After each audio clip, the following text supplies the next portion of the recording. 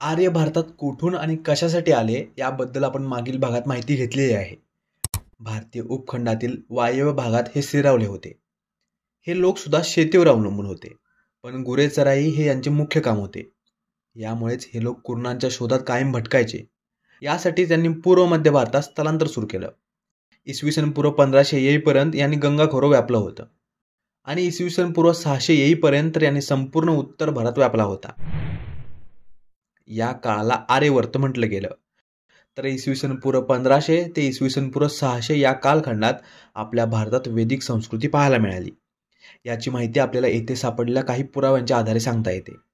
यामध्ये वैदिक साहित्याचा समावेश होतो. वेदांना कालावधीनुसार 2 भागात विभागण्यात आलेला आहे: पूर्ववैदिक काळ आणि उत्तर वैदिक काळ. ऋग्वेद हे पूर्व वैदिक काळात रचलेले आहेत, तर इतर वेद हे उत्तर वैदिक काळात रचलेले आहेत. ऋग्वेदापासून आपल्याला इसवी सन पूर्व 1500 पासून इसवी सन पूर्व 1000 पर्यंतची माहिती मिळते. यामुळे या कालावधीला ऋग्वेदिक काळ म्हणतात. ऋग्वेदाची उत्पत्ती तर पूर्व वैदिक काळातच झालेली आहे, पण याचे संकलन, याचे लिखाण उत्तर वैदिक काळातील आहे. म्हणजे इसवी सन पूर्व 1500 ते 1000 पर्यंत ऋग्वेद हा मौखिक स्वरूपात पुढच्या पिढीपर्यंत पोहोचत होता. आता इसवी सन पूर्व 1000 ते 600 या कालखंडाला उत्तर वैदिक काळ समजलं जातं. या व्हिडिओमध्ये आपण इसवी सन पूर्व 1500 ते 1000 पर्यंतच्या ऋग्वेदिक कालखंडाची माहिती घेऊया. या कालखंडात सुरू असलेल्या घडामोडींची माहिती आपल्याला ऋग्वेदापासूनच प्राप्त झालेली आहे. ऋग्वेदात भरपूर ठिकाणी सप्तसिंधूचा उल्लेख झालेला आहे. सप्तसिंधू म्हणजे 7 नद्यांची भूमी. या 7 नद्या म्हणजे इंदस म्हणजे सिंधू नदी, यानंतर सरस्वती, तसेच पंजाबमधल्या या 5 नद्या, यामध्ये झेलम, चिनाब, रावी, बियास आणि सतलज. ऋग्वेदात सतलज नदीला शतुदरी म्हणलेलं आहे, बियासला विपासा, रावी नदीला पारुशनी, चिनाब नदीला आक्सिनी, तर झेलम नदीला वितस्ता म्हटलेलं आहे. पण ऋग्वेदात सर्वाधिक सिंधू आणि सरस्वती या 2 नद्यांचा उल्लेख झालेला आहे. गंगा आणि यमुनेचा फक्त 2 वेळा उल्लेख करण्यात आलेला आहे. याचा अर्थ म्हणजे पूर्व वैदिक काळातील लोकांना गंगेचे खोरे आणि गंगा नदीच्या दक्षिणेकडील भूमीबद्दल माहिती नसावी. यांची भौगोलिक सीमा गंगा आणि यमुनेच्या उत्तर भागापर्यंत मर्यादित असावी. आर्य लोक पूर्व वैदिक काळात मुख्यतः सिंधू नदी खोऱ्यातच राहत असले पाहिजेत असा अंदाज आपण लावू शकतो. यावरून आपल्याला आर्य लोकांचे राजकीय संघटन, सामाजिक जीवन, आर्थिक परिस्थिती तसेच त्यांच्या धार्मिक जीवनाची सुद्धा माहिती मिळते. सुरुवातीला आर्य लोकांच्या राजकीय संघटनाची रचना कोणत्या प्रकारची होती हे जाणून घेऊया. कुल म्हणजे कुटुंब. हा आर्यांच्या राजकीय संघटनेचा सर्वात मूलभूत घटक होता. आणि अशी बरीच कुटुंबे एकत्र राहत होती. त्याला हे ग्राम म्हणायचे. यांच्या या गावाला एक प्रमुख सुद्धा असायचा. याला ग्रामणी म्हटलं जायचं.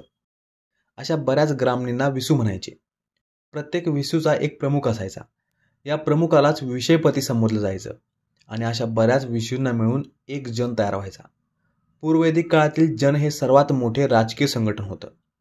एखाद्या जमातीचे प्रतिनिधित्व करण्याचे काम एक जन करत होता. एखाद्या जमातीचे एक जन हे स्वतंत्र साम्राज्य होतं. यांच्या प्रमुखाला राजन म्हटलं जायचं. राजन म्हणजे राजा. आता हा राजा या जमातीचा प्रमुख होता. यामुळे त्यांना त्या विशिष्ट जमातीचा प्रमुख समजलं जायचं. ऋग्वेदिक काळात जन हे एक असे साम्राज्य होते ज्यांच्याजवळ त्यांची जमीन नव्हती. आता याचा अर्थ म्हणजे हे लोक एखाद्या विशिष्ट प्रकारच्या प्रदेशावर राज्य करत नव्हते. कुरणांच्या शोधात अजूनही हे लोक आपली जागा बदलायचे. आपल्या जमातीतील लोकांचे आणि जनावरांचे रक्षण करण्याची जबाबदारी या राजांवर होती. आणि यासाठी याला गोपती सुद्धा म्हटलं जायचं. राजांवर मोठ्या जबाबदाऱ्या असायच्या.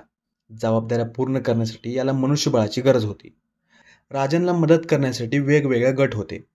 यामध्ये एक पुरोहित असायचा म्हणजे पुजारी. याच सोबत यांचा एक सेनापती सुद्धा असायचा म्हणजे कमांडर इन चीफ.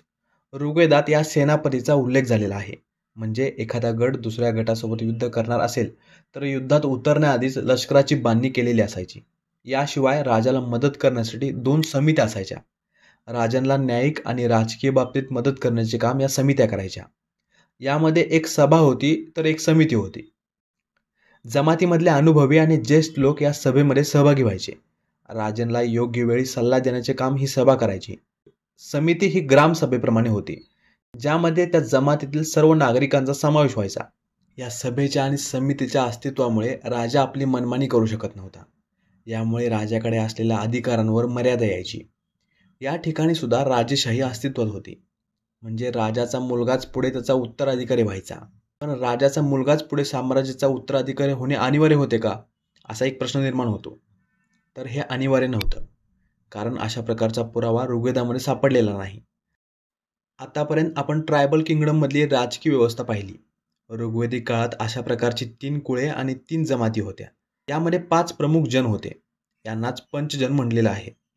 यामध्ये तुर्वासा, अनु, यदुस, परुस, मत्स्य आणि भारतसा ही कुळे होती. तर या भागात आपण ऋग्वेदिक काळातील राजकीय संरचना समजून घेतलेली आहे. पुढील भागात ऋग्वेदिक काळातील सामाजिक जीवनाबद्दल समजून घेऊया. आय होप हा व्हिडिओ आपल्यासाठी इन्फॉर्मेटिव्ह असेल. प्राचीन भारताच्या इतिहासातील अशीच माहिती मिळवण्यासाठी बुक्सतावा प्लेलिस्टला फॉलो करा. Thank you for watching and supporting बुक्सतावा.